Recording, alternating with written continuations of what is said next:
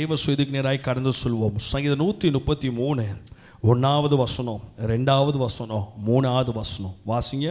சங்கீதம் 133 1 2 3 வாசிங்க. இதோ சகோதரர் ஒருமித்து வாசம் பண்ணுகிறது, எத்தனை நன்மையும் எத்தனை இன்பமுமானது. அது ஆரோனுடைய சிரசின் மேல் ஊற்றப்பட்டு அவனுடைய தாடிகளில் வடிகிறதோ, அவன் அங்கிகள் மேல் இறங்குறதுமான நல்ல தைலத்துக்கும் எர்மோன் மேலும் சீயோன் பர்வதங்கள் மேல் இறங்கும் பனிக்கும் ஒப்பாய் இருக்கிறது. இங்கே கர்த்தர் என்றென்றைக்கும் ஆசீர்வாதத்தையும் ஜீவனையும் கட்டளையிடுகிறார். ஆமென். எத்தனை பேர் ஆமென் சொல்ல விரும்புறீங்க? இந்த வசனம் அது கரங்களை வச்சு ஜெபம் பண்ணுங்க. ஆண்டவரே, இந்த வார்த்தை எனக்கு தான். இதில் இறங்கி வருகிற தேவ பிரசன்னம், இதில் இறங்கி வருகிற தேவ மகிமை எங்களுக்கு சொந்தமானது, எங்களுக்கு சொந்தமானது, எங்கள் சபைக்கு சொந்தமானது, எங்கள் வாழ்க்கைக்கு சொந்தமானது. எங்கள் எல்லைகளை இது சொந்தமாகட்டும் ஐயா. இந்த பிரசனத்தை அனுபவிக்க கிருபை தாரும். இயேசுவின் நாமத்தில் ஜெபிக்கிறோம் நல்ல பிதாவே, ஆமென். நல்லா சொல்லுங்க ஆமென். எத்தனை பேர் நம்புறீங்க கர்த்தர் நம்ம வாழ்க்கையில்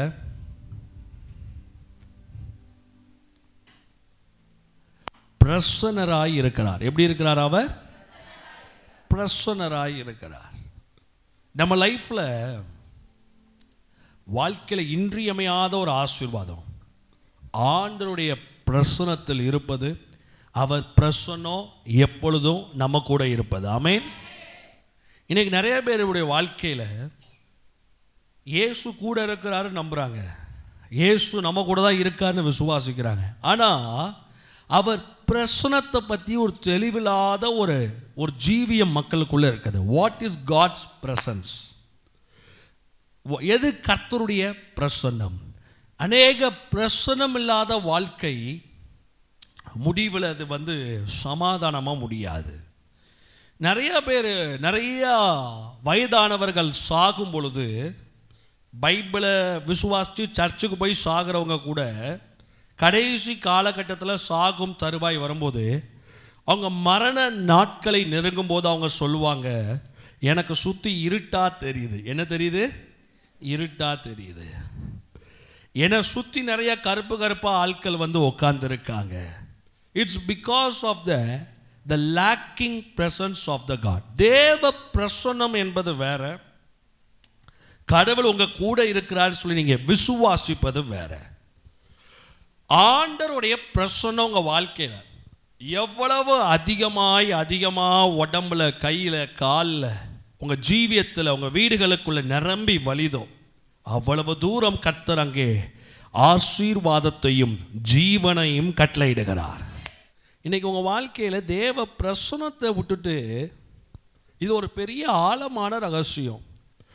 ஆவிக்குரியவர்கள் மட்டும்தான் தேவ பிரசன்னத்துக்குள்ள போக முடியும், தேவ பிரசன்னத்தின் ஆழங்களுக்குள்ள போக முடியும்.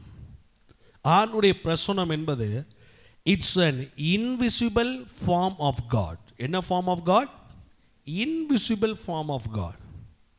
காற்றை அனுபவிக்க முடியுது, காற்றை என்ன பண்ண முடியாது? பார்க்க முடியாது.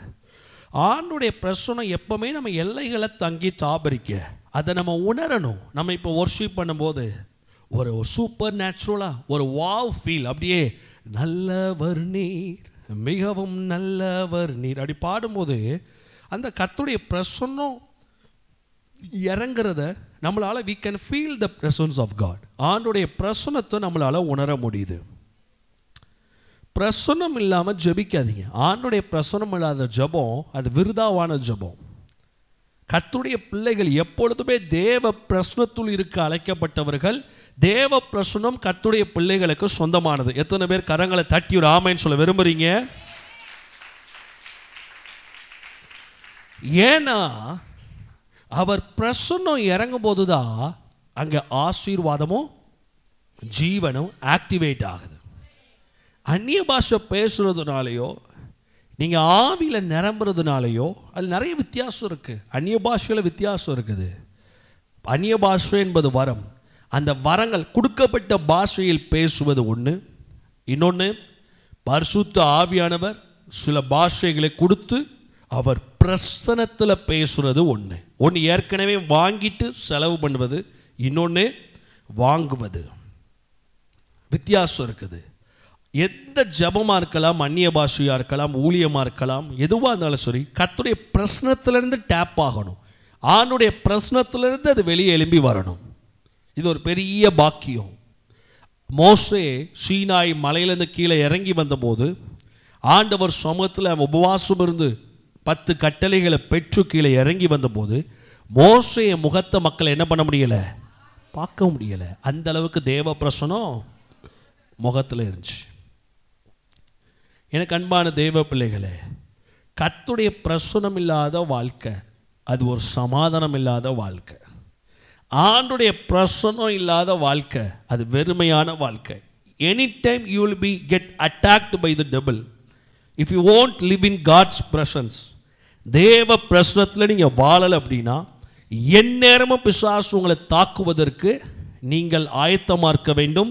பிசாசும் உங்களை தாக்குவதற்கு ஆயத்தமாக இருப்பான். உங்கள் வாழ்க்கையில் ஆண்டுடைய பிரசனம் இல்லைன்னா நிச்சயம் சொல்கிறேன், வியாதிகள் உங்கள் மேலே விதைக்கப்படும். நீங்கள் பல மணி நேரம் ஜெபம் பண்ணுறவங்களாக இருக்கலாம், பல பாஷைகளை பேசுகிறவங்களாக இருக்கலாம், இல்லை உங்கள் குடும்பத்தில் சமாதானக்கேடு நிச்சயம் வரும், இல்லை மாந்திரிக சக்திகள் உங்களை தாக்கி போற்றும். இந்த பிரசனம் தான் நமக்கு வேலி, கர்த்தருடைய பிரசனம் தான் நமக்கு பாதுகாப்பு. சொல்லப்படுது, நான் அதற்கு சுற்றிலும் அக்கினி மதிலாக இருந்து அது நடுவில் எப்படி நான் இருப்பேன், மகிமையாக இருப்பேன். இன்னைக்கு நிறைய பேர் வாழ்க்கையில் பிசாசின் தாக்குதல்களுக்கு காரணம், நான் ஆண்டவரை தானே தேடுறேன், நான் கடவுளை தானே தேடுறேன், நான் சர்ச்சுக்கு தானே போகிறேன், நான் ஆவிக்குரிய சபைக்கு தானே போகிறேன், நான் ஞான ஸ்நானம் எடுத்து விட்டேனே. ஏன் ஸ்டில் என் வாழ்க்கையில் அநேக இடங்களை சத்துரு தன்னுடைய வல்லமை வச்சு தாக்கி கொண்டிருக்கிறார்? ஏனென்றால் உன் இருதயமும் உன் சரீரமும் தேவ பிரசனத்தினால நிரப்பப்படலை. இன்னைக்கு இந்த பிரசனத்தினுடைய முக்கியத்துவத்தை நம்ம பார்க்க போகிறோம். சங்கீதக்காரனாகிய தாவீது 133 சங்கீதம் 1வது வசனத்தில் 3 விதங்களை இதை பிரித்து காமிக்கிறார். எங்கெல்லாம் கர்த்தருடைய பிரசனம் தங்கும், எந்தெந்த சந்தர்ப்பங்களில் தேவ பிரசனம் தம்முடைய பிள்ளைகளுக்கு மேலே தங்கும். 1வது வசனத்தை வாசிங்க பார்க்கலாம். இதோ, நல்லா சத்தமாக வாசிங்க, வசனத்தை சத்தமாக வாசிங்க. இதோ சகோதரர் ஒருமித்து வாசம் பண்ணுறது எத்தனை நன்மையும் எத்தனை நன்மையும் எத்தனை இன்பமானது. அடுத்த வசனத்தை வாசிங்க. அது ஆரோனுடைய சிரசின் மேலே ஊற்றப்பட்டு தாடியில் வடிகிறதோ அங்கிகளில் இறங்குறதுமான நல்ல தைலத்துக்கும். நான் சொல்கிறேங்க, ஆண்டருடைய பிரசனம் எப்போ இந்த மக்களுக்கு மேலே இறங்குற சந்தர்ப்பங்கள், கர்த்தருடைய பிரசனம் எப்பெல்லாம் மக்கள் மேலே இறங்கும் தெரியுமா? எங்கெல்லாம் சகோதரர்கள் ஒருமித்து வாசம் பண்ணுகிறாங்களோ அங்கெல்லாம் கர்த்தருடைய பிரசனம் வெளியரங்கமாகிறது. யார் இந்த சகோதரர்கள்? வேற ஒண்ணுமே இல்லை, கர்த்தரை ஒன்று கூடி ஆராதிக்கிற பிள்ளைங்க. எங்கெல்லாம் ஒன்று கூடி கர்த்தரை ஆராதனை செய்யறத கேட்கிற பிள்ளைங்க கிடையாது, ஆராதிக்கிறவர்கள் எங்கே ஒன்று கூடுகிறார்களோ அங்கே ஆண்டவருடைய பிரசன்னம் ஆரம்பமாகிறது. மத்தேயு 18:20 எடுத்து சத்தமா வாசிங்க. மத்தேயு 18வது அதிகாரம் 20வது வசனம் சத்தமா வாசிங்க பார்க்கலாம். இதை மிஸ் பண்ணிட்டீங்கன்னா ஆண்டவருடைய பிரசனம் உங்க லைஃப்ல வராது. 3 இடங்கள்ல இருந்து கர்த்தருடைய பிரசனம் நம்ம லைஃப்ல டேப் ஆக ஆரம்பிக்கி. 3 இடத்துல இருந்து கர்த்தருடைய பிரசனம் நம்ம லைஃபுக்குள்ள உள்ள வர ஆரம்பிக்குது. மத்தேயு 18:20 எடுத்து வாசிங்க பார்க்கலாம். ஏனெனில் 2 பேராவது, எத்தனை பேராவது? 3 பேராவது என் நாமத்தினாலே, எங்க 2 பேராவது 3 பேராவது என் நாமத்தினாலே எங்கே கூடி இருக்கிறீர்களோ அங்கே அவர்கள் நடுவில் நான் என்ன பண்றேன்னா இருக்கிறேன். நான் அங்கே இருக்கிறேன். பக்கத்துல பார்த்து சொல்லுங்க, எங்க 2 பேராவது 3 பேராவது ஒன்னா சேர்ந்து தேவனுடைய நாமத்து நிமித்தம். எது நிமித்தம்? நிறைய பேர் ஒன்று சேர்றோம், டீ கடையில் ஒன்று சேர்றோம், அங்கெல்லாம் ஆண்டோடைய பிரசனம் வராது. என் நாமத்தினாலே என் பேரை வச்சு எங்க 2 பேர் 3 பேர் கூடுறீங்களோ அங்கே அவர்கள் மத்தியில நான் இருக்கிறேன். ஆமென். இன்னைக்கு ஆண்டவர் உங்களை பார்த்து சொல்லுகிறார், உங்க லைஃப்ல ஆண்டோடைய பிரசனம் அதிகரிக்க நீங்க என்ன தெரியுமா பண்ணணும்? தேவனுடைய நாமத்துல ஒன்று கூடணும். நம்ம தான் ஞாயிற்றுக்கிழமை மட்டும்தானே ஒன்று கூடுவோம். அந்த ஃப்ரீக்வன்சியை அதிகரிக்கணும். அதனால தான் ஆதி அப்போஸ்தல சபையில் அவர்கள் வீடுகள் தோறும் அனுதினமும், சத்தமா சொல்லுங்க, அந்த பிரசன்ஸை தக்க வைக்கிறதுக்காக தான் அனுதினமும் கூடினாங்க. ஃப்ரீக்வன்சியை அதிகரிக்க பண்ணணும் நம்ம லைஃப்ல. சொல்ல போனா உங்களுக்கு தெரிஞ்ச மாதிரி சொல்றேன், புரியுற மாதிரி சொல்றேன், சர்ச் கேதரிங், சபை கூடுதல் நேரத்தையும் சபை கூடுதலின் சந்தர்ப்பத்தையும் நீங்கள் அதிகரிக்க வேண்டும். ஆனா இந்த பிஸி வேல்ல பிசாசு எல்லாரை விட்டு எடுத்து போட்டது என்ன தெரியுமா? ஞாயிற்றுக்கிழமை மட்டும் போனா போதும். ஆனா பைபிள் தெளிவா சொல்லுது, நீங்க தனியா உட்கார்ந்து ஜெபம் பண்ணீங்கன்னா கர்த்தர் ஜெபத்தை கேட்பார். ஆனா நீங்க ஒண்ணு கூடுனீங்கன்னா அவர்கள் மத்தியில அவர் வாசமாயிருப்பார். கையை தட்டி ஒரு அல்லேலூயா சொல்றவங்க சத்தம் அல்லேலூயா சொல்லலாமே. ஃப்ரீக்வன்சிய ஒண்ணு கூடுறத அதிகரிக்கணும். ஆனா கடைசி நாட்கள்ல ஜனங்களை ஒன்று கூட வைக்க முடியல. அப்போஸ்தலர் 2:1 அவர்கள் ஒருமனப்பட்டவர்களாய், எடுங்க வாசிங்க, அவர்கள் ஒருமனப்பட்டவர்களாய் வாசிங்க மக்களா. அவன் வீட்டில் வச்சு பரிசுத்த ஆவியானவர் நிரப்பி இருக்கலாமே. பேதுருவையும் சரி சீஷர்களையும் சரி தனித்தனியா ஒவ்வொருத்தனா ஒரு இடத்துல ஜோமனை வச்சு ஒவ்வொருத்தரையும் தனித்தனியா பரிசுத்தாவின் வல்லமையினால நிரப்பி இருக்கலாமே. செய்யலையே. ஏன்? எடுங்க பார்க்கலாம். அப்போஸ்தலர் 2:1 நிறைய பேருக்கு ரொம்ப நம்பிக்கை, நான் வீட்டில் இருந்து ஜோமன்ட்டா போதும், நான் வீட்டில் உட்காந்து ஸ்தோத்திரம் போட்டுட்டா போதும், நான் வீட்டில் உட்காந்து கை தட்டிட்டா போதும். நான் சொல்லுகிறேன், ஆண்டோடைய பிரசன்னம் உங்க லைஃப்ல டேப் ஆக வேண்டும் என்றால், கர்த்தருடைய பிரசன்னம் உங்க லைஃப்க்குள்ள இறங்கணும்னா ரொம்ப ரொம்ப முக்கியமானது. வாசிங்க அப்போஸ்தலர் 2:1 சத்தமா வாசிங்க பார்க்கலாம். பெந்தேகோஸ்தே நாள் வந்தபோது அவர்கள் எல்லாரும் ஒருமனப்பட்டு ஓரிடத்தில் கூடி வந்தார்கள்.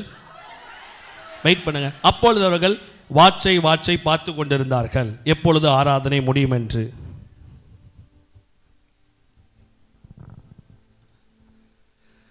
எங்க சிம்பிள் கான்செப்டுங்க. ஆண்டோடைய பிரசன்னம் நம்ம லைஃப்பில் உள்ள இறங்கணும்னா அதில் வாசல் தேவனுடைய நாமத்தினால ஒன்று கூடுவது. நீங்கள் நம்ம லைஃப்பில் தேவனுடைய நாமத்தினால் ஒன்று கூடுறீங்க, ஃப்ரீக்வன்சிஸை அந்த சந்தர்ப்பங்களை அதிகரிக்க பண்ணுங்க. உங்கள் லைஃப்பில் அந்த சந்தர்ப்பங்களை அதிகரிக்க பண்ணுங்க. எவ்வளவு தூரம் கர்த்தருடைய பிரசனத்துக்கு உங்கள் லைஃப்பில் இறங்குதோ, எவ்வளவு தூரம் கர்த்தருடைய பிரசனம் இறங்குதோ, சிம்பிளாக உணர்ந்துக்கோங்க, அங்கே கர்த்தர் என்றென்றைக்கும் ஆசீர்வாதத்தையும் ஜீவனையும் கட்டளையிடுகிறார். ஆசீர்வாதமும் வரும், ஜீவனும் வரும். இன்னைக்கு குடும்பங்கள் ஆசீர்வாதம் இருக்கு, ஆனால் வருஷம் முழுக்க என்ன இல்லை, ஆவி அத்து போய் ஜீவன் இல்லாமல் அலையிறான். செத்து போன பையன் மாதிரி. கேட்டால் பொண்டாட்டியை வச்சு பிரச்சனை, கேட்டால் புருஷனை வச்சு பிரச்சனை. எந்த பிரச்சனை ஆனாலும் எங்களுக்குள்ள ஜீவன் இருக்குது. இந்த ஜீவனை ஒருத்தனாலையும் அசைக்க முடியாது. ஏன் தெரியுமா? கர்த்தருடைய பிரசன்னம் எங்க வாழ்க்கையில நிரம்பி இருக்குது. 2 கையை உயர்த்தி சொல்லுங்க, பிரசன்னம். சொல்லுங்க, பிரசன்னம். நல்லா சொல்லுங்க. பிரசன்னா கிடையாது. பிரசன்னான்னு பேர் வச்சதுனால நீங்க பிரசன்னத்தை பார்க்க முடியாது. பிரசன்னம் ரொம்ப முக்கியம். சிம்பிளாக சொல்கிறேங்க, அந்த பிரசன்னம்னா வேறு ஒன்றுமே இல்லை. கடவுள் நம்ம கண்களுக்கு தெரியாமல் நம்மளை சுற்றிலும் அவர் இருக்கிறார். எப்படி ஃப்ரிட்ஜை திறந்தீங்கன்னா ஒரு கூலான ஃபீல் வருமா வராதா? நல்ல ஃப்ரிட்ஜில் வரும். அம்மா காலத்தில் சீதனமாக கொடுத்த ஃப்ரிட்ஜை திறந்தால் கூலாலாம் வராது. புது ஃப்ரிட்ஜை நீங்கள் புது ஃப்ரிட்ஜ் வாங்குறீங்க, அந்த ஃப்ரிட்ஜை திறந்த உடனே என்ன வரும்? அது ஃபுல் ஃபீல். அதான் ஆண்டோடைய பிரசன்னம். உங்கள் லைஃப்பில் நீங்கள் அவரை பற்றி நினச்சிட்டாலே உங்களை சுற்றிலும் ஒரு வைப் வரணும். ஒரு வைப்புன்னு சொல்லுவாங்க தெரியுமா? ஒரு எனர்ஜெட்டிக் ஃபீல், ஒரு பாசிட்டிவ் ஃபீல். சர்ச்சுக்கு வர நிறைய பேர் சொல்லியிருக்காங்க என்கிட்ட, பாஸ்டர் உங்களை பார்த்துட்டு போன உடனே ஒரு எனர்ஜெட்டிக் ஃபீல், நீங்க தலைமையில கையை வச்ச உடனே ஒரு செமையான ஒரு வைப்ரேஷன், ஒரு எனர்ஜெட்டிக் ஃபீல், ஒரு பாசிட்டிவ் ஃபீல். அது வேற ஒண்ணுமே கிடையாது, பாஸ்டர் கிடையாது. பாஸ்டரை சுத்தி இருக்கிற தேவ பிரசன்னம் என் கரங்களை அவன் தலைக்கு மேல வைக்கும் போது உன் உடம்புக்குள்ள அது போகுது. அது உன் சோலை மாத்துது. கர்த்தருடைய பிரசன்னத்துக்கு உங்க ஆத்துமாவை திருப்திப்படுத்த முடியும். கர்த்தருடைய பிரசன்னம் இறங்கும் போது உங்க சோல் சாட்டிஸ்ஃபை ஆகும், கவலைகள் மறையும். ஆண்டுடைய பிரசன்னம் உங்க உடம்புக்குள்ள இறங்கும் போது மன நிம்மதி கிடைக்கும். அதான் எப்பவுமே சொல்லுவேன், தேவ பிரசனத்தை கெடுக்கிற எந்த வேலையும் பார்க்காதீங்க. உங்க வீட்டில் ஆண்டோடைய பிரசனத்தை கெடுக்கிற எந்த சேட்டைகளும் பண்ணாதீங்க. ஆமென். அடுத்து அதான் பேச போறேன். எங்கிருந்து வருது, எப்படி திரும்ப பெய்யுது, இது ரெண்டையும் பேசணும்ல, கரெக்டா இல்லையா? எப்படி வருது, திரும்ப எப்படி ஓடி போயிருது, ரெண்டையும் நம்ம பார்க்கணும். இப்போ ஆண்டோடைய பிரசன்னம் நம்ம லைஃப்ல இறங்கணும் அப்படின்னா சீஷர்கள் ஒருமனப்பட்டவர்களாய் ஓரிடத்துல கூடினாங்க. அதனாலதான் கதறி கதறி சொல்றோம், சர்ச் கேதரிங் ரொம்ப முக்கியம், சபை கூடுதல் முக்கியம். பவுல் சொல்லுகிறார், சிலர் சபை கூடுதலை விட்டு விடுவது போல நீங்க என்ன பண்ணாதீங்க, விட்டுறாதீங்கப்பா. பார்க்கலாம், ஏசாயா புஸ்தகம் 44 அதிகாரம் 3வது வசனம். நல்ல வசனத்தை சத்தமா வாசிங்க. ஏசாயா 44:3 எடுத்து நல்ல சத்தமா வாசிங்க பார்க்கலாம். ஏசாயா 44:3 எடுத்து வாசிங்க. என்னவா, தாகம் உள்ளவன் மேல் தண்ணீரையோ வறண்ட நிலத்தின் மேல் ஆறுகளை ஊற்றுவேன், உன் சந்ததி மேல் என் ஆவியையோ. எவ்வளவு அழகா சொல்லுது, ஆவி வந்துட்டாலே ஆசீர்வாதம் வந்துடும். நிறைய பேர் நினைக்கிறீங்க வாழ்க்கையில் ஆசீர்வாதம் மட்டும் வரும், இல்ல, ஆவி பிரசன்னம் உங்க லைஃப்ல வந்துருச்சுன்னா சங்கீதத்தில் சொல்லப்படுது, அங்கே கர்த்தர் என்னென்றைக்கும் ஆசீர்வாதத்தையும், இந்த வசனம் சொல்லுது ஆவியையும், அடுத்த வசனம் ஆசீர்வாதத்தையும் ஊற்றுவேன். அப்போ ஆண்டவர் பிரசன்னம வாழ்க்கையில் அதிகரிக்க ஒன்று கூடணும், ஒன்று கூடுகிற நேரங்களை அதிகப்படுத்தணும். எப்போல்லாம் சபை திறக்கப்படுதோ, சகோதரர் ஒருமித்து வாசம் பண்ண எப்பொழுதெல்லாம் சர்ச் டோர் திறக்கப்படுதோ, பக்கத்தில் பார்த்து சொல்லுங்க, எப்பெல்லாம் சர்ச் டோர் திறக்கப்படுதோ அப்பெல்லாம் இங்கே உள்ள இருக்கணும். அப்பதான் பிரசனம் அதிகரிக்கும். கரங்களை தட்டி ஒரு ஆமைன்னு சொல்றவங்க நல்லா சத்தமா கையை தட்டி. அடுத்த வசனம் வேகமா எடுங்க பார்க்கலாம். 2வது வசனம், அடுத்து 2வது வசனத்தை வாசிங்க. சங்கீதம் 133 2 எடுத்து வாசிங்க பார்க்கலாம். அது ஆரோனுடைய சங்கீதம் 133 2 எடுத்து சத்தமா வாசிங்க பார்க்கலாம். அது ஆரோனுடைய சிரசுக்கு மேல ஊற்றப்பட்டு, வாசிங்க, தாடியில வடிகிறதோ. நிறைய பேருக்கு ஒரு நம்பிக்கை, கடவுள் உள்ளத்துல வாசமா இருக்காரு. அப்படிலாம் கிடையாது, உள்ளத்திலையும் வாசமா இருக்காரு. நம்முடைய சரீரத்தில் கடவுளுடைய பிரசன்னத்தை நம்மளால உணர முடியும். நம்முடைய பாடியில, நம்முடைய பிசிக்கல் பாடியில, நம்முடைய சரீர பிரகாரமான இந்த உடம்புல ஆண்டவருடைய பிரசன்னத்தை அனுபவிக்க முடியும். அது அனுபவிக்காம செய்கிற ஒரு கூட்டம் ஆராதனை செய்து சரீரத்தில் ஆண்டவர் பிரசன்னத்தை உணராம, சீஷர்கள் சரீரத்தில் பரிசுத்தாவின் வல்லமையை உணர்ந்தாங்க. ஆதலால் அவர்கள் பலத்த சத்தமிட்டு கர்த்தரை துதித்து பாடினார்கள். ஆண்டவருடைய பிரசன்னத்தை சரீரங்கள் உணர வேண்டும், உடம்பு உணர வேணும். அதுக்கு உடம்பு உணர வேண்டும் என்றால் நம்முடைய வாழ்க்கையில ஆரோனுடைய சிரசின் மேல் ஊற்றப்பட்டு அவன் தாடியில் வடிகிறதும் அவனுடைய அங்கிகையில் இறங்குகிறதுமான நல்ல தைலத்துக்கும். சிம்பிளா சொல்றேன், தாடினா என்ன தெரியுமா சொல்றது? ஆண்டோடைய பிரசனம் இறங்குச்சுன்னா அண்டையில் இருக்கிற முடிக்கு கூட, உடம்புல இருக்கிற தாடிக்கு கூட கர்த்தர் வேல்யூ கொடுக்கிறார். ஆண்டோடைய பிரசனம் முடியில கூட இறங்கும், ஆண்டோடைய பிரசனம் தாடியில் இறங்கும். ஆரோனை குறித்து சொல்லப்படுது, அது ஆரோனுடைய சிரசின் மேல். இந்த சிரசு இந்த ஹோல் பாடிக்கும் திறவுகோல். இந்த இடத்துல தான் முழு உடம்புக்குரிய வாசல். இந்த உடம்புக்கு வாசல் வாயின்னு சொல்லுவாங்க, காதுன்னு சொல்லுவாங்க. கிடையாது, நம்முடைய சரீரத்துக்கு வாசல் நெத்தி. அதனால தான் வேதம் சொல்லுது, உன்னுடைய நெற்றிகளில் பிதாவினுடைய நாமம் என்ன பண்ணப்பட்டிருக்குது, தரிக்கப்பட்டிருக்கிறது. அதனால தான் நெற்றியை நம்ம அசூசிப்படுத்தக்கூடாது. நெத்தியில் ஆண்டுடைய பிரசன்னம் இறங்கும்.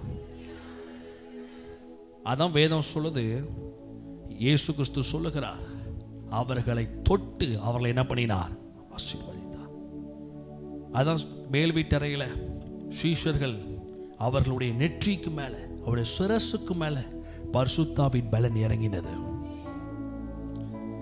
இன்னைக்கு வியாதியஸ்தர்களை கர்த்தர் சுகமாக்குறதுக்கு என்ன சொல்லியிருக்காரு, என் நாமத்தினாலே அவர்கள் மேல் என்ன வைப்பாங்க, கைகளை வைப்பாங்க, தலைக்கு மேலே கையை வைக்காங்க. ஏன் தெரியுமா, இந்த சிரசுக்கு மேலே கர்த்தருடைய பிரசன்னம் இறங்க வேண்டும். எத்தனை பேர் ஆமேன்னு சொல்ல விரும்புறீங்க? உங்கள் உடம்புல கர்த்தருடைய பிரசன்னம் இறங்கணும். அப்போ தான் இந்த உடம்புல நோய் இருக்காது, இந்த உடம்புல வியாதிகள் இருக்காது, இந்த உடம்புல கேன்சர் இருக்காது. ஆண்டுடைய பிரசனம் இருக்கிற இடத்துல ஜீவன் தான் இருக்கும், ஒழிய சாவு இருக்காது. அதை தாண்டி ஒருத்தர் லைஃப்பில் சாவு ஆக்டிவேட் ஆகுதுன்னா அவன் கூட தேவ பிரசனம் இல்லை. பக்கத்தில் பார்த்து சொல்லுங்க, ஆண்டுடைய பிரசனம் உங்கள் உடம்புல இறங்கணும்னு ஜெபம் பண்ணுங்க. இந்த அசுத்த உடம்புல இறங்கணும். சொல்லுங்க, இந்த அசுத்த உடம்புல இறங்கணும், இந்த ரத்தத்தில் இறங்கணும், இங்கே நரம்புல இறங்கணும், நெத்தியில் இறங்கணும். அசுத்தமான எண்ணங்கள் மறைய வேண்டுமா?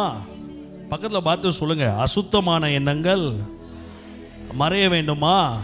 குழப்பங்கள் மறையணுமா? எது இறங்கணும்? கர்த்தருடைய பிரசன்னம் இறங்கணும். குடும்பத்தில் சண்டை வந்தா, குடும்பத்தில் சமாதான கேடு வந்தா, ஃபஸ்ட்டு நீங்கள் செய்ய வேண்டிய ஒரு விஷயம், எங்கள் வீடு முழுக்க ஆண்டவரே உங்கள் பிரசன்னத்தை ரிலீஸ் பண்ணுங்க. Pray for the presence of God to come inside your house. அழகா சொல்லுது, உன் அலங்கத்திற்குள்ளே சமாதானமும் உன் அரண்மனைக்குள்ளே. நான் சொல்லுகிறேங்க, இன்னைக்கு கர்த்தர் உங்களை ஆசாரியர்களாக, வேதத்தில் சொல்லப்படுது, உங்களை ஆசாரியர்களாக, ராஜாக்களாக கர்த்தர் உங்களை மாற்றி இருக்கிறார். ஆரோனுடைய சிரஸ்ல இறங்குச்சுனா ஆசாரியர்களாய் இன்று இருக்கிற நம்ம லைஃப்லையும் ஆண்டுடைய பிரசன்னம் இறங்குவது நிச்சயம். கரங்களை தட்டி ஆமென் சொல்றவங்க சத்தம் அல்லேலூயா சொல்லலாமே. நல்ல சத்தம் ஒரு ஹல்லேலூயா. அடுத்து யோசுவா 3ஆம் அதிகாரம் 13ஆம் வசனம். சீக்கிரம் எடுங்க பார்க்கலாம். ஆண்டுடைய பிரசன்னம் எப்பொழுதெல்லாம் நம்ம லைஃப்ல இறங்குது. அடுத்து வாசிங்க யோசுவா 3:13. சத்தமா வாசிங்க யோசுவா 3:13 வாசிங்க. சம்பவிப்பது என்னவென்றால், சர்வ பூமிக்கும் ஆண்டவராய் இருக்கிற கர்த்தரின் பெட்டியை சுமக்கிற ஆசை. Wait a minute, I want to stop with this point. இந்த இடத்தோடு நிறுத்தி விளக்கத்தை கொடுத்துட்டு ஆரம்பிக்க விரும்புகிறேன். கர்த்தருடைய பெட்டியை சுமக்கிற ஆசாரியர்கள். திருமணம் இஸ்ரவேல் ஜனங்க கோத்திரத்தில் பார்த்தீங்கன்னா ஆயிரக்கணக்கான ஆசாரியர்கள், எப்படின்னா லேவி குடும்பத்தில் பிறக்கிற அநேகர் ஆசாரியர்களாக மாறுகிறார்கள்.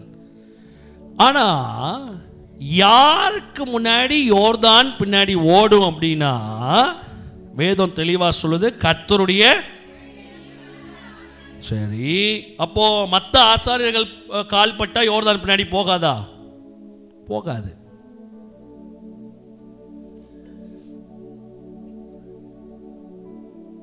ஆமென். பைபிள் தெளிவா சொல்லுது, கர்த்தருடைய பெட்டியை சுமக்கிற ஆசாரியர்கள். நீங்க ஒரு ஊழியக்காரன்ட்ட நீங்க கண்டுபிடிக்க வேண்டிய விஷயம் என்ன தெரியுமா? ஒரு ஊழியக்கார அப்படிங்கிறதுக்கு ஒரு அடையாளம் என்ன தெரியுமா? அவன் பியூட்டிஃபுல்லா பண்ணுகிற பிரசங்கம் அல்ல. வேதம் அழகா சொல்லுது, அநேக நய வசனிப்பினாலே உங்களை வஞ்சிப்பார்கள். Not because of the preaching you cannot judge as a man of God. ஒருத்தர் நல்ல பிரசங்கம் பண்ற நல்ல ஊழியக்காரர் கிடையாது. ஒருத்தர் அநேகரை சுகப்படுத்துகிறார், அதனால இவர் தேவன் கூட இருக்கிறார் கிடையாது. ஒரு ஊழியக்காரனுக்கு அடையாளம், ஒரு ஆசாரியனுக்கு அடையாளம் என்ன தெரியுமா? தேவனின் மகிமை நம்மை எல்லாம் சொல்லுங்க பரிசுத்த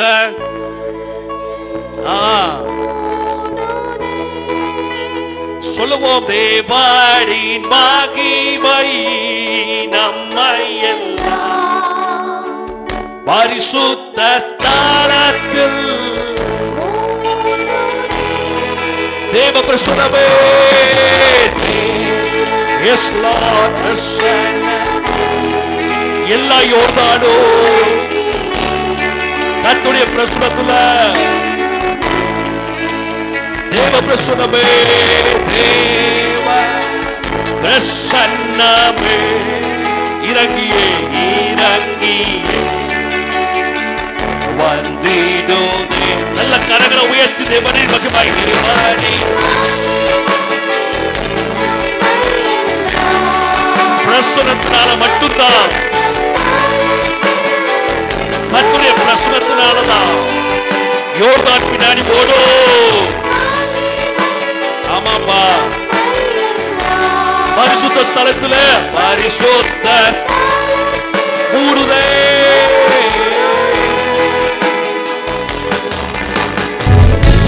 இன்னைக்கு நான் சொல்றேன், ஒரு ஆசாரியனுக்கு அடையாளம், ஆமென், எத்தனை பேரை ரட்சிக்க வைத்தான் என்பதல்ல.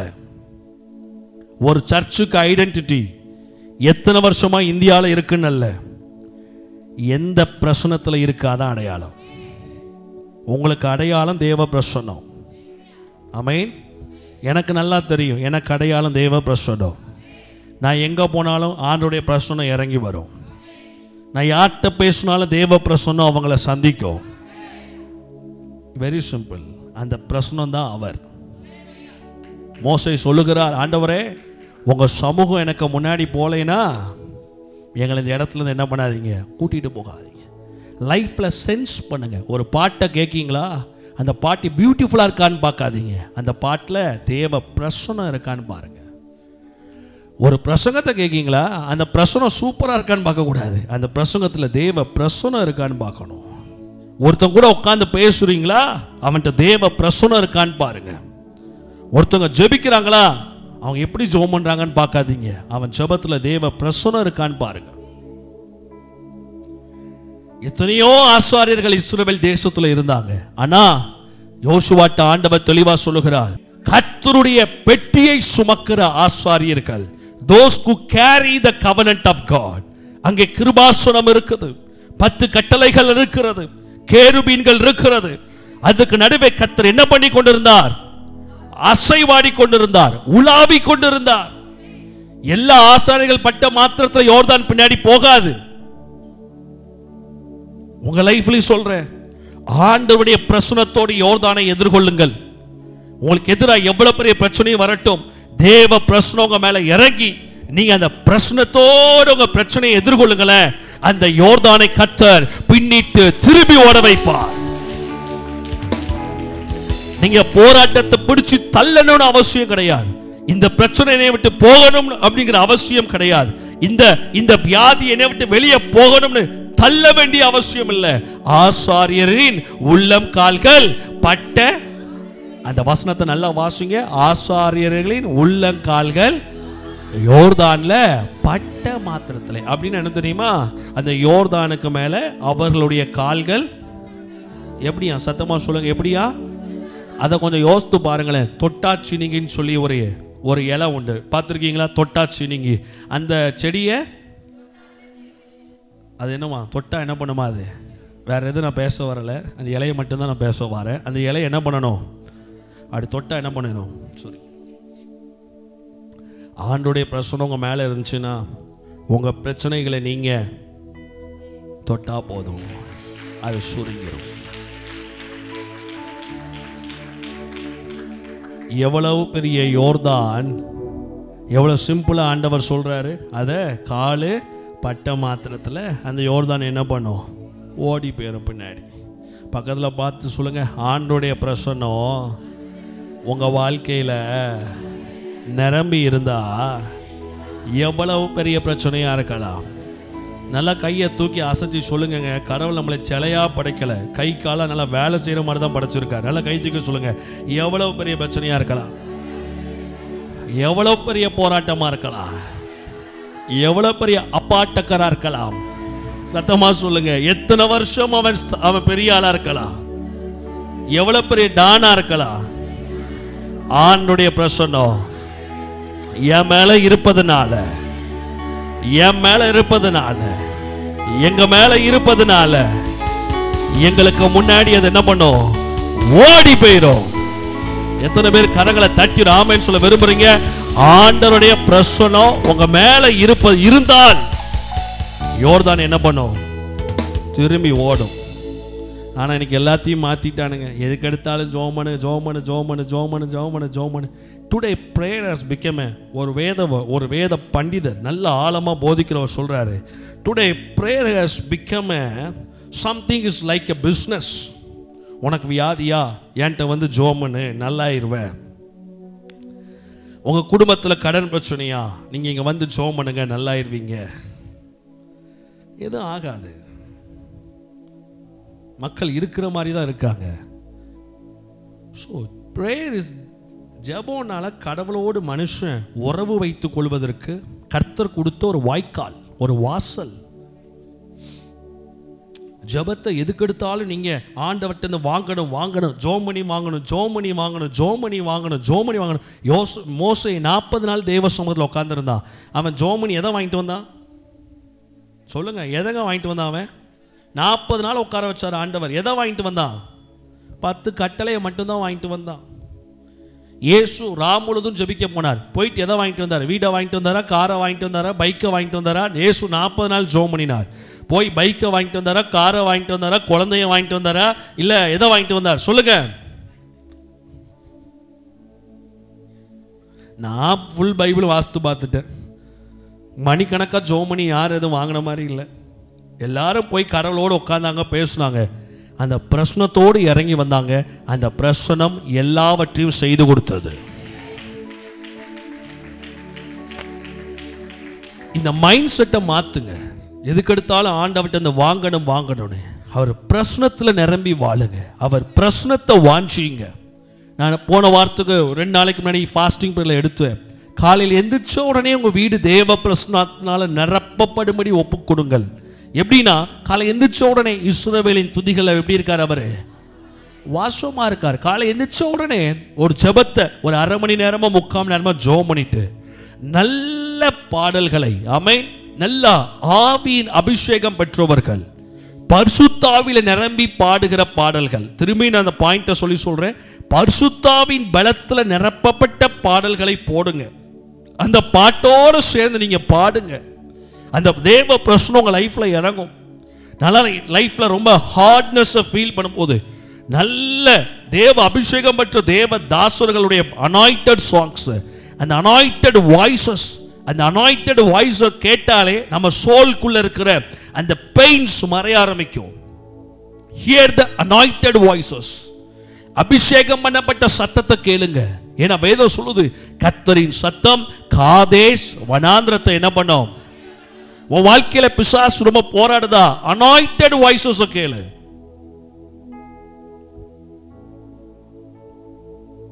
காலையிலே வீட்டை தேவ பிரசன்னத்தினால் நிரப்புங்க. காலையிலே டிவி நியூஸ போட்டு அந்த வைபை உள்ள கொண்டு வராதீங்க. எவனோ ஒருத்தன் கொலை பண்ணிருப்பான், அந்த வைபை ஃபேமிலிக்குள்ள கொண்டு வராத. Don't here the world news. காலையிலே தேவ பிரசன்னத்துக்கு எப்பவுமே ஆபீஸா இருக்கலாம், அந்த ஆபீஸை எப்பவுமே கிறிஸ்டியன் சாங்ஸை போட்டு அந்த பிரசன்ஸ் வைபிளே வச்சிரு. நீங்க உங்க லைஃப்ல பிரசன்ஸை ஆக்டிவேட் பண்ணுங்க. ஆசாரின் உள்ளங்கால்கள் பட்ட மாத்திரத்தில் யோர்தான் என்ன பண்ணுச்சா? பின்னிட்டு போச்சு. உங்க வாழ்க்கையில சில நோய்கள் மறைய வேண்டுமா? எங்கேயும் போய் எழுப்புதல் கூட்டத்தில் உட்காந்து பேய்களை எழுப்பாதீங்க. திரும்ப திரும்ப சொல்லுகிறேன், கார்பரேட்ஸை நம்பாதீங்க. பர்சனல் ரிலேஷன்ஷிப் வித் காடை நம்புங்க. அவன் என்ன சொல்றான்? இங்க வந்து ஜோமன் நல்லாக்கன்னு சொல்றான். நான் என்ன சொல்றேன்? உனக்குள்ள இருக்கிற தேவ பிரசன்னம் உன்னை சுகமாக்கும். கையை தட்டி ஒரு அல்லேலூயா சொல்லலாமே. ரிலையன்ஸ் கம்பெனிக்காரன் எங்க சொல்றான்? வேற எங்கேயும் சீனி வாங்காத, ஏன்ட்ட சீனி வாங்க. ஏன் சீனி வாங்கினா வைத்து கொண்டும் பண்ணாது. அதான் கிறிஸ்தவ உலகம் செய்யுது. நானும் சொல்றேன், எங்கேயும் போகாத. உனக்குள்ள இருக்கிற தேவ பிரசன்னம் உன்னை சுகமாக்க வல்லமை கொண்டது. உனக்குள்ள இருக்கிற கடவுளின் பிரசன்னம் உன் வாழ்க்கையை மாற்ற சக்தி கொண்டது.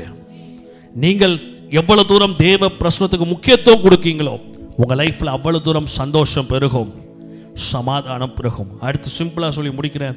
தேவ பிரசனத்தை தடுக்கிற விஷயங்கள் என்ன? ரொம்ப ரொம்ப ரொம்ப ரொம்ப ஈஸியாக சொல்லி கொடுக்குறேன். எதெல்லாம் செஞ்சால் கடவுள் உங்களோட்டு போயிடுவாரோ அதை செய்யாதீங்க. ஃபார் எக்ஸாம்பிள், உங்கள் வீட்டில் உட்காந்துருக்குறீங்க, திரும்ப சொல்கிறல்ல, கண்ணால் பார்க்கறது ரொம்ப தெளிவு. கண்ணில் எதை பார்க்குறோம் அப்படிங்கிறது, காதில் எதை கேட்குறோம் என்பது தேவ பிரசனம் உங்களுக்குள்ளே இருப்பதற்கு ரொம்ப முக்கியமான விஷயம். எனக்கு அன்பான தேவ பிள்ளைகளே, உங்கள் வீட்டில் தேவ பிரசனம் இறங்கணும்னா அவாய்ட் சினிமாஸ். அசுத்த உணர்வுகளை தூண்டுகிற, நான் சொல்கிறேன், உனக்கு உணர்வு தூண்டப்பட வேண்டும் என்றால் உங்கள் பொண்டாட்டியை பார்த்து தான் உணர்வு தூண்டப்பட வேண்டும். சினிமாவை பார்த்து தூண்டப்படக்கூடாது. பிராங்கா சர்ச்சில் சில விஷயம் நல்லா தெளிவுபடுத்தி சொல்லணும். ஆண்டவர் வாசமாக இருக்கக்கூடாதபடிக்கு it's 100% wrong. God will move out from your territory. உங்கள் வீட்டில் என்ன பார்க்குறீங்க, அடுத்து என்ன பேசுகிறீங்க, அது ரொம்ப முக்கியம். பேசுறதுக்கு முன்னாடி வார்த்தைகளை யோசித்து பேசணும். இதை தேவ பிரசனம் அங்கீகரிக்குமா அங்கீகரிக்காதா? பேசுறதுக்கு முன்னாடி யோசித்து பேசுங்க. சில விஷயம் நம்ம விளையாட்டுத்தனமாக பேசுகிறோம். எனக்கு நிறையா தடவை ஆவியான உணர்த்தி இருக்கிறா, நீ விளையாட்டுத்தனமாக பேசுகிற, பட் ஆனால் என்னுடைய பிரசனம் இதுக்குள்ள கம்ஃபர்டபுளாக இல்லை, என் பிரசன்ஸ் உன் கூட கம்ஃபர்டபுளாக இல்லை. பேசுறதுக்கு முன்னாடி, சொந்தக்காரங்க கூட உட்காந்து பேசுறதுக்கு முன்னாடி நீங்கள் என்ன பேசுறீங்க அப்படிங்கிறத தெளிவாருங்க. 4 பேர் உட்காந்து ஒரு காரியத்தை டிஸ்கஸ் பண்ணுறதுக்கு முன்னாடி நம்ம என்ன செய்ய போகிறோம் அப்படிங்கிறதுல தெளிவாருங்க. பார்க்குறதுல தெளிவாருங்க. 2வது பேசுறதுல தெளிவாருங்க. 3வது செய்கிறதுல தெளிவாருங்க. பக்கத்தில் பார்த்து சொல்லுங்கள், எதில் தெளிவாருங்க? பார்க்குறதுல தெளிவாக இருக்கணும். 2வது, நீ நிறைய பேர் ஒரு தீர்மானம் எடுக்கிறத நான் பார்க்குறவங்க ஆவியில் எதில் தெளிவாக இருக்கணும்? பார்க்குறதுல தெளிவாக இருக்கணும். 2வது பேசுவதில் தெளிவாக இருக்கணும். 3வது செய்கிறதுல தெளிவாக இருக்க வேண்டும். நம்ம என்ன செய்ய போகிறோம்? கிறிஸ்தவ வாழ்க்கையில் தேவ பிரசனம் நம்மளோட போகக்கூடாதுன்னா நம்ம என்ன செய்ய போகிறோம், என்ன செய்கிறோம் அப்படிங்கிறத தெளிவு, கிளாரிட்டி நமக்கு இருக்கணும். அது இல்லைன்னா உன்னை யாராலையும் காப்பாற்ற முடியாது. Very simple. என் மெசேஜ் நான் முடிக்கிறேன். நீங்கள் என்ன செய்ய போகிறீங்க அப்படிங்கிற தெளிவு உங்களுக்கு இல்லைன்னா no one can't save you from the evil spirit. பிசாசின் வல்லமையிலும் யாராலையும் காப்பாற்ற முடியாது. தேவ பிரசனத்தை உடைக்கும். இதெல்லாம் கர்த்தருடைய பிரசனத்தை இதெல்லாம் உடைச்சு போட்டுரும் உங்கள் வாழ்க்கையில். எதை பார்க்குறோம், அடுத்து சொல்லுங்கள், எதை பேசுகிறோம், எதை செய்கிறோம். பக்கத்தில் பார்த்து சொல்லுங்கள் பார்க்கலாம். எதை பார்க்குறோம், நல்லா சத்தமாக சொல்லுங்கள். எதை பார்க்குறோம்? மேலே இருக்கவங்களாம் நல்லா சொல்லுங்கள், வாயை திறந்து. எதை பார்க்குறோம்? சத்தமாக சொல்லுங்கள். எதை பேசுகிறோம்? எதை?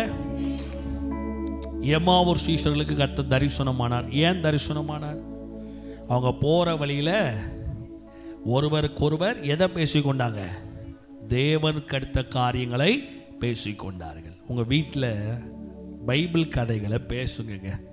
இன்றைக்கி நான் பிரசங்கம் பண்ணி முடித்து வீட்டுக்கு விட்றேன். வீட்டுக்கு போன உடனே உலக கதையே பேசக்கூடாது. வீட்டில் போய் உட்காந்து ஹஸ்பண்ட் அண்ட் ஒய்ஃபா, இன்றைக்கி பாஸ்டர் இதை பற்றி சொன்னார், நம்ம லைஃப்பில் எதெல்லாம் தேவனுக்கு பிரியமில்லாத காரியம், இன்றைக்கி ஒரு டிசிஷன் எடுத்து பாருங்கள்.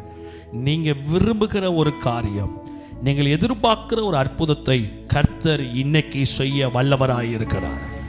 எத்தனை பேர் கரங்களை நல்லா தட்டி ஒரு ஆமைன்னு சொல்ல விரும்புகிறீங்க? மேலே இருக்கவங்கள நல்ல கையை தட்டி ஒரு அல்லேலூயா சொல்லலாமே. சொல்லுங்க ஒரு ஹல்லேலூயா, சொல்லுங்க ஒரு அல்லேலூயா. இப்போ சொல்லுங்க, 3வது வசனத்தை வாசிங்க பார்க்கலாம். 133 3 வாசிங்க பார்க்கலாம். எருமோன் மேலும், நல்லா சத்தமாக சொல்லுங்க. 133 3 எருமோன் மேலும் சீயோன் பர்வதங்கள் மேலே இறங்கும் பனிக்கு ஒப்பாய் இருக்கிறது. அங்கே கர்த்தர் என்றென்றைக்கும் ஆசீர்வாதத்தையும் ஜீவனையும் கொடுக்கிறார். இல்ல, ஜீவனையும் எதை கட்டளை எடுக்கிறாரா? ஆசீர்வாதமோ? சத்தமாக சொல்லுங்க. வேதம் சொல்லுது, நானே வழியும் சத்தியமோ. நான் சொல்லுகிறேன், கிறிஸ்தவ வாழ்க்கை பரலோக ராஜ்யம் மட்டுமல்ல, ஆசீர்வாதத்தையும். பக்கத்தில் பார்த்து சொல்லுங்க, கிறிஸ்தவ வாழ்க்கை அல்லேலூயா மட்டும் இல்லை, பணம். தைரியமாக சொல்லுங்க, பணம் வரும், ஆசீர்வாதம் வரும், சொத்துக்கள் வரும், வீடுகள் வரும், நிலங்கள் வரும், தங்கங்கள் வரும். எப்போனா தேவனுடைய பிரசனத்துக்கு முக்கியத்துவம் கொடுத்தீங்கன்னா ஆசீர்வாதத்தையும் ஜீவனையும் அவர் என்ன பண்ணுகிறார்? கட்டளையிடுகிறார்.